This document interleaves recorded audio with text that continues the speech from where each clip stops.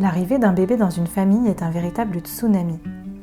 Pourtant, si la grossesse et l'accouchement font l'objet d'un suivi médical très rapproché, ce n'est plus du tout le cas après le retour à la maison, où à part les 2 visites obligatoires d'une sage-femme, les jeunes parents sont carrément abandonnés.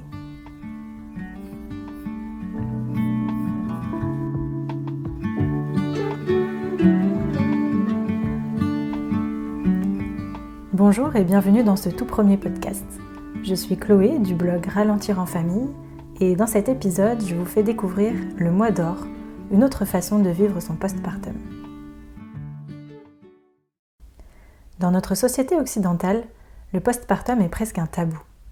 Je me souviens encore des images de Kate Middleton à la sortie de la maternité, moins de 12 heures après avoir accouché, toute fraîche et pimpante, en apparence du moins, perchée sur ses talons comme si elle sortait d'une réunion. Ou encore de Rachida Dati qui se vantait d'être retournée travailler 5 jours seulement après la naissance de son enfant, comme si de rien n'était. Mais alors, à côté de ces superwomen, on passe pour quoi nous, les mamans normales ? Des fainéantes un peu douillettes ? Il n'y a pourtant rien de honteux à avoir besoin de temps pour se remettre de son accouchement. D'ailleurs, en Chine et dans de nombreuses autres cultures, la tradition veut que la mère soit au repos pendant 40 jours après l'accouchement. La réalité du postpartum, c'est que tout n'est pas tout beau tout rose. Tu verras, c'est que du bonheur. Mine de rien, ce genre de petites phrases distillées par l'entourage font croire aux jeunes parents que tout doit être merveilleux à la naissance d'un enfant. Et donc que ce n'est pas normal d'éprouver des difficultés, que ça doit être de leur faute, qu'ils ne savent pas s'y prendre. Culpabilité, bonjour. Si l'arrivée d'un enfant est bien un heureux événement, comme on dit, ce n'est pas pour autant tout beau tout rose en permanence. Et ça, on a tendance à l'occulter un peu trop. La réalité du postpartum, c'est aussi fondre en larmes parce que la cuisine est un champ de bataille, que vous n'avez pas pu vous doucher depuis 2 jours et que votre bébé pleure sans arrêt, le tout avec 4 heures de sommeil morcelé sur les dernières 24 heures. Qu'il s'agisse d'un accouchement par voie basse ou par césarienne, notre corps de femme vient de vivre un événement d'une puissance inouïe. Oui, il est normal de ressentir des douleurs, parfois très fortes pendant plusieurs jours. Des tranchées par exemple, surtout à partir du 2e enfant, une cicatrice qui tire suite à une déchirure, à une épisiotomie ou à une césarienne. Il est normal d'avoir l'impression d'être passé sous un camion. Alors bien sûr, si la douleur est trop forte ou vous semble anormale, il faut en parler sans attendre à une sage-femme ou à un médecin. Il peut arriver par exemple qu'un point trop serré fasse souffrir. Les débuts de l'allaitement sont parfois chaotiques et peuvent causer des douleurs et du stress qu'on peut réduire fortement avec un bon accompagnement. N'hésitez donc pas à faire appel à une consultante en lactation qui pourra vérifier que la prise du sein est bonne, que le bébé n'a pas de frein restrictif, etc. Les groupes Facebook d'allaitement et le site de la Leche League sont une mine d'informations accessibles 24 heures sur 24. Pour beaucoup de femmes, il est aussi difficile d'accepter que leur corps ne soit pas comme avant. Le ventre est encore bien rebondi, mais vide et mou. Les kilos de grossesse sont en partie encore là. Et puis vers le 3e jour se produit la fameuse chute des hormones qui peut être à l'origine de ce qu'on appelle le baby blues. Vous pleurez pour un oui ou pour un non, encore une fois c'est normal. Le baby blues concerne 30 à 80% des femmes. Celui-ci doit cependant être de courte durée, de quelques jours au maximum. Et si le mal-être se prolonge, on parle dans ce cas de dépression postpartum, et il est très important d'en parler rapidement avec votre sage-femme ou un professionnel en qui vous avez confiance pour une bonne prise en charge. Après l'accouchement, qui est un exploit physique en soi, s'enchaînent souvent les nuits hachées. La fatigue s'accumule rapidement si on ne peut pas passer le relais pour se reposer. Et enfin, l'arrivée d'un enfant, qu'il soit le premier ou non, est un énorme bouleversement pour la famille et pour le couple. Les émotions et les sentiments contradictoires se bousculent. Chacun doit retrouver sa place dans cette nouvelle vie, ce qui peut prendre du temps. Il faut faire en quelque sorte le deuil de la vie d'avant. Bon, ce n'est pas très réjouissant comme tableau, je vous l'accorde. Rassurez-vous, en sachant à quoi s'attendre et en le préparant bien, le mois qui suit la naissance peut être très bien vécu et laisser de très bons souvenirs. Alors le mois d'or, qu'est-ce que c'est ? C'est une façon différente de vivre son postpartum, proche des traditions ancestrales, indiennes, chinoises, marocaines, mexicaines et tant d'autres. 40 jours pour prendre soin de soi et de son bébé, faire connaissance en douceur, dans une sorte de bulle en dehors du temps. Dans ces cultures traditionnelles, la mère est entourée de toute une communauté qui veille à son bien-être, de façon à ce qu'elle n'ait rien d'autre à faire et à penser que se reposer et créer un lien d'attachement solide avec son bébé. Chez nous, en Occident, à l'époque de la famille nucléaire, La notion de communauté n'existe plus vraiment. Le couple parental se retrouve malheureusement bien isolé pour vivre un tel chamboulement, surtout si la famille vit loin. Alors, comment faire pour vivre un postpartum doux et slow dans ces conditions ? D'abord, le préparer à l'avance. Il est primordial d'aborder ce sujet en couple avant la naissance. Les mères sont très peu informées sur le postpartum, mais les pères le sont encore moins. Parfois, il peut être difficile pour eux de réaliser ce qui se joue dans le corps et dans la tête d'une femme qui vient de donner la vie. En parler avant, en faisant une sorte de projet postpartum, comme vous feriez un projet de naissance, permet de faire le point sur vos attentes à chacun et de vous assurer d'être sur la même longueur d'onde. Cette période nécessite vraiment d'être soudés.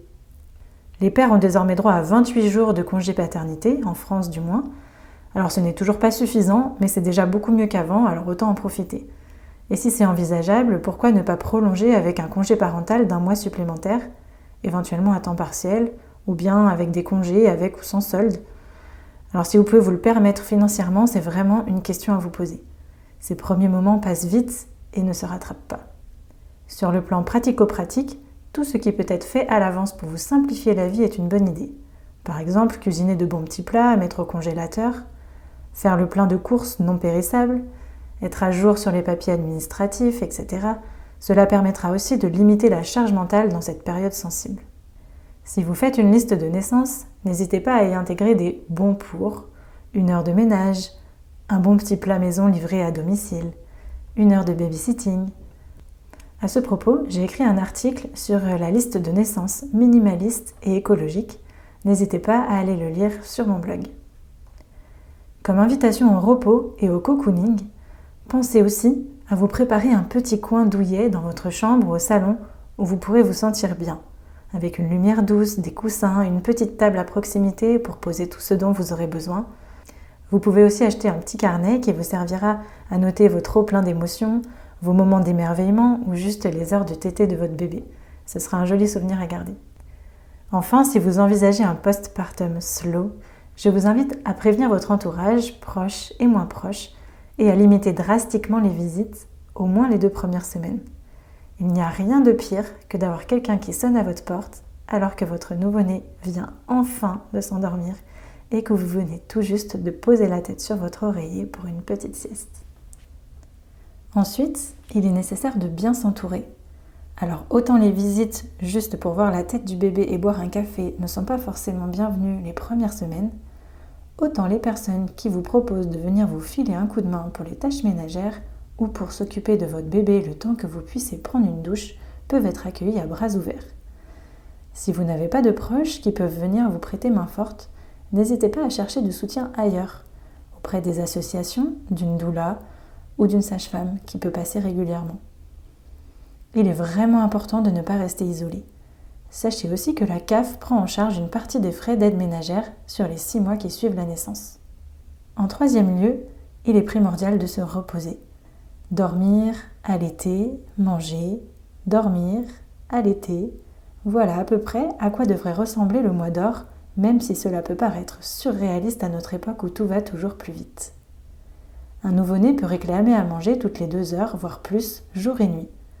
Pour tenir, le bon réflexe, c'est de dormir en même temps que son bébé, même s'il est 11 heures du matin et même si l'évier déborde de vaisselle. Lâcher prise sur l'entretien de la maison pendant quelques temps, c'est vraiment primordial, et puisque vous n'aurez que très peu de visites, ça n'a pas d'impact. Ensuite, il est important de bien s'alimenter. Ce n'est pas le moment de se mettre au régime pour perdre les kilos de grossesse. Optez pour une alimentation saine et équilibrée pour faire le plein de vitamines et de minéraux. Après le marathon de l'accouchement, le corps en a grandement besoin. Julia Simon, qui est naturopathe, conseille de suivre la règle des 3 R, des aliments réchauffants, réconfortants et revitalisants. C'est aussi le moment de faire le plein d'ocytocine. L'ocytocine, c'est l'hormone de l'amour et de l'attachement. C'est celle qui nous permet d'accoucher, mais aussi d'allaiter et de lier un lien fort avec notre bébé. Bref, c'est une hormone qui fait du bien au bébé et aux parents, au papa aussi d'ailleurs. La proximité physique avec le bébé, notamment le peau à peau, favorise sa libération. C'est aussi le moment de chouchouter son périnée. Le périnée, vous savez, ce truc mystérieux dont on découvre malheureusement l'existence quand on devient maman. Il s'agit d'un ensemble de muscles pelviens qui, entre autres, soutiennent les organes abdominaux. Voilà les conseils que m'avait donné ma sage-femme à ce propos. Si possible, reste allongé les 10 premiers jours et ensuite pose-toi toujours ces questions. Est-ce que ce que je suis en train de faire, je pourrais le faire assise ? Et si oui, est-ce que je pourrais le faire couché ? Mais pourquoi donc, vous allez me dire ? Eh bien en fait, le corps a été mis à rude épreuve par la grossesse et l'accouchement. Les organes doivent reprendre leur place doucement, les muscles doivent retrouver leur tonus et ça ne se fait pas en un jour. Pendant cette période, il est primordial de ne pas forcer sur les abdominaux et le périnée au risque de se retrouver avec des fuites urinaires ou pire, une descente d'organes. On évite donc impérativement de porter des charges lourdes, au moins tant qu'on n'a pas fait la rééducation du périnée. Donc pas de bac de linge mouillé à J+5, ni de cosy avec bébé dedans, c'est beaucoup trop pour un périnée fragilisé et des abdos en carton.